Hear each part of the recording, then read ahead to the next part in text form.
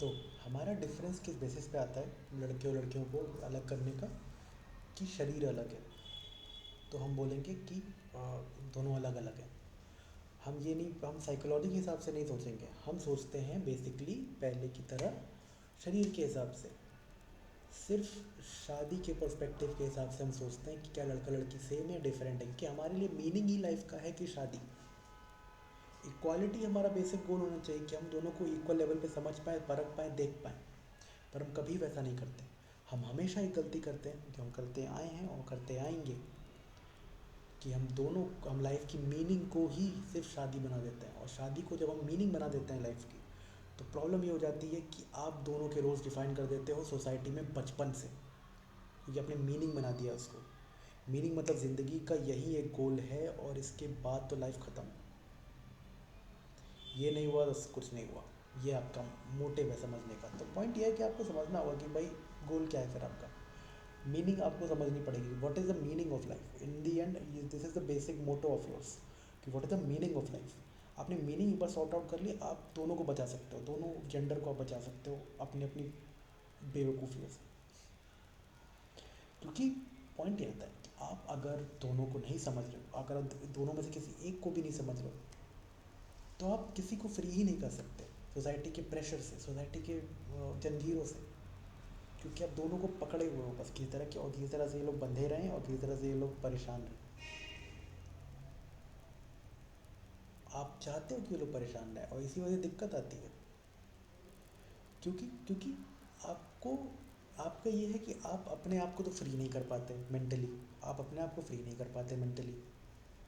ये मेरा उन लोगों से है कि जो लोग मतलब ज़बरदस्ती शादी करवाते हैं अपने बच्चों की, या फिर जो सिर्फ शादी और शादी के पीछे पड़े रहते हैं अपने बच्चों की। वो किसी मीनिंग की तरफ नहीं धकेलते। वो बस देखते हैं कि लड़के ने पैसे कमाना शुरू कर दिया, लड़की अब थोड़ी यंग हो गई है तो शादी करा देते हैं। That's what they think. तो वही मैं उन लोगों से बात कर रहा हूँ, मैं उन लोगों को पर्सपेक्टिव से देख रहा हूँ। और कहीं ना कहीं अगर ये खुद तुम्हारे अंदर भी है जो सुन रहे हैं, तो उसको भी निकाल दो। कि तुमने क्योंकि मीनिंग को ही बना दिया है कि भाई लाइफ की मीनिंग ही शादी वगैरह बच्चे वगैरह है, तो तुमने रोल्स भी वही डिफाइन कर दिए। बचपन, अब वो छोटी बच्ची है या फिर 15 साल की है, 32 साल की है, तुमने मीनिंग जब बना दी, तुमने उसकी लाइफ का गोल वही सेट कर दिया। क्योंकि तुम कभी मीनिंग को समझ नहीं सके, तुमसे ये डिनाई नहीं हुआ जाता है कि तुम पूरे 60 साल की उम्र में अपनी लाइफ की मीनिंग को नहीं समझ सके। तो तुमने फिर वही थोप दिया 15 साल की बच्ची के ऊपर। What is the point? क्यों किया ऐसा? खुद मीनिंग को समझो ना। खुद मीनिंग की तरफ जाने की कोशिश करो। खुद मीनिंग को परखने की कोशिश करो। तो तुम खुद मीनिंग को परखने की कोशिश नहीं करते हो, समझने की कोशिश नहीं करते हो, अपनी ईगो को ले आते हो बीच में, कि तुम्हारा ईगो ज़्यादा मैटर कर जाता है। तुम्हारी ईगो की वैल्यू काफ़ी ज़्यादा बढ़ जाती है दैन कि तुम्हारी रियलिटी को लेके। तुम्हारी रियलिटी को ज़्यादा बड़ा पड़ाव लेना चाहिए था लाइफ में, पर तुम्हारा ईगो लेता है बड़ा पड़ाव। और क्योंकि तुम्हारा ईगो लेता है बड़ा पड़ाव, इस वजह से तुम चीज़ों को समझ नहीं पाते।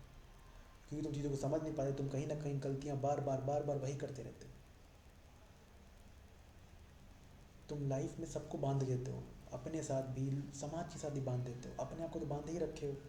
अपने आप को तो बांध ही रखा है तुमने सोसाइटी से किसी न किसी तरीके से। दूसरों के ओपिनियन से तो अपने आप को बांध ही रखा है जब से पैदा हुए। तुमसे एक्सेप्ट नहीं होता कि तुमने बांध के रखा है, तो तुम सामने वाले को भी बांध के रखते हो और कोशिश करते हो कि ये ऐसे खुश रहे। सोसाइटी से नहीं बांध के रखना है। सोसाइटी से बांध के रखोगे, वो बस मैनिपुल सोसाइटी बस मैनिपुलेटिव होती है। सोसाइटी को बस मैनिपुलेट करना आता है, सोसाइटी को कभी फ्री करना नहीं आया है। सोसाइटी बस कंट्रोल चाहिए तुम्हारे ऊपर, तुम्हारे ऊपर भी, तुम्हारे बच्चों के ऊपर भी, तुम्हारी वाइफ के ऊपर भी, सबके ऊपर कंट्रोल चाहिए सोसाइटी को। सोसाइटी को भी फ्रीडम समझ में नहीं आती, क्योंकि सोसाइटी को फ्रीडम का कॉन्सेप्ट ही समझ में नहीं आता। लोगों को समझ नहीं आता कि लोग फ्रीडम की तरफ जाते क्यों हैं। सोसाइटी को ये सब लगता है ये लोग फ्रीडम की तरफ जाते क्यों हैं। Most people wants to be in a comfort zone of slavery, that's what the thing is. The comfort zone of slavery is going to, I am not saying about कि, I am not talking about 9 to 5 और job और something. I am talking about mental slavery. दूसरों के opinion को अपना बना लेना और अपना मान लेना, और उसके अराउंड, उसके क्रक्स के अराउंड घूमना नहीं, ये तुम्हारी सबसे बड़ी गलती रही है पूरे लाइफ में। सबसे बड़ी गलती तुम्हारी यही रही है कि तुम हमेशा लाइफ की मीनिंग को कहीं ना कहीं लोगों को समझने की कोशिश नहीं की है। पहली बात तो तुमने लाइफ की मीनिंग समझने की कोशिश नहीं की है। और जो तुम झूठी मीनिंग को लेके तुम फैलाते रहते हो इधर उधर, उससे तुम लोगों को बांधते और परेशान और करते हो। It's high time you need to let go of your ego. लोग आपकी तरफ age 60 year old if you are, लोग आपकी तरफ ऐसे देखते हैं someone is a man of wisdom. और जब आप इतने छोटे छोटे डिसीजन लेते हो, इतने लेस क्रिटिकल थिंकिंग के पॉइंट ऑफ व्यू से जब डिसीजन लेते हो, तो आप उनकी नज़रों में गिर जाते हो. आपका एक हीरो वाली इमेज कहीं ख़त्म हो जाती है. आपकी अपनी लाइफ का एडवेंचर ही ख़त्म हो जाता है. और जब आपकी अपनी लाइफ का एडवेंचर ख़त्म हो जाएगा तो फिर आप क्या किसी को समझा पाओगे, सिखा पाओगे, पढ़ा पाओगे. You are going to be teacher forever. Is not like कि आपका काम टीचिंग का ख़त्म हो गया है. आप टीचिंग हमेशा करोगे. घर के अंदर टीचिंग करोगे, घर के बाहर टीचिंग करोगे, आप टीचिंग करोगे ही करोगे. आपसे लोग सीखेंगे ही सीखेंगे, चाहे आप टीचर हो चाहे ना हो.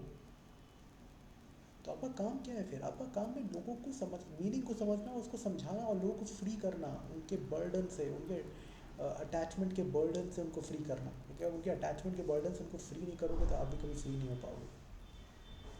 तो वो बार बार आपसे सवाल पूछेंगे, अगर जवाब नहीं होगा तो कहीं ना कहीं आप भी परेशानी रहोगे. जवाब ढूंढना ज़्यादा इंपॉर्टेंट है दैन कि सवाल करने से, बार बार सब, या फिर इधर उधर घूमने से.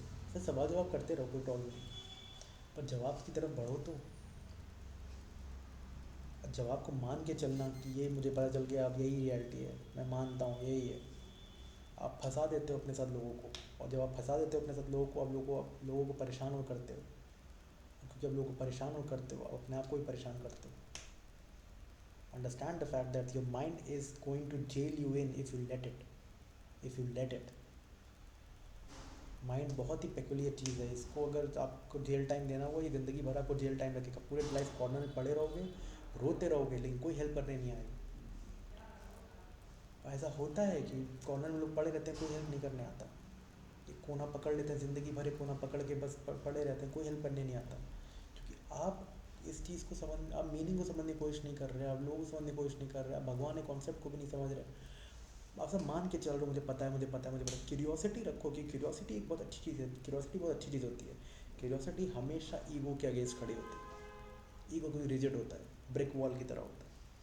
क्यूरियोसिटी एक तरह से वाटर की तरह होती है. वो हर जगह जाना चाहती है, हर जगह समझना चाहती है, हर जगह सीखना चाहती है.